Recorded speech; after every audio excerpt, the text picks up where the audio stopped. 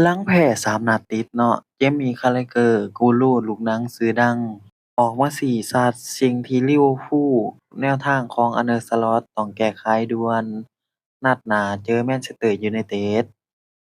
เจมี่ คาร์เรเกอร์ กูรูลูกหนังชื่อดัง ออกมาซี้ชาร์จสิ่งที่หงส์แดงลิเวอร์พูลทีมดังแห่งศึกพรีเมียร์ลีกอังกฤษภายใต้การนำทีมของอาร์เน สล็อตผู้จัดการชาวเนเธอร์แลนด์ต้องแก้ไขโดยด่วน ก่อนที่นัดหน้าเจอปีศาจแดงแมนเชสเตอร์ยูไนเต็ด ซึ่งหงส์แดงลิเวอร์พูลกำลังเผชิญหน้ากับช่วงเวลาที่ตึงเครียดพอสมควร หลังจากที่ตอนนี้พวกเขาพุ่งชนกับความปราศรัยบ่ชนะไผมา3นัดติดต่อกันทุกรายการ จากการแพ้ Inter ผงาด Crystal Palace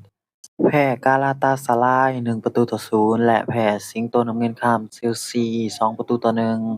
ก่อนในวันอาทิตย์ที่19ตุลาจะเปิดบ้านต้อนรับการมาเยือนของปีศาจแดงแมนเชสเตอร์ยูไนเต็ด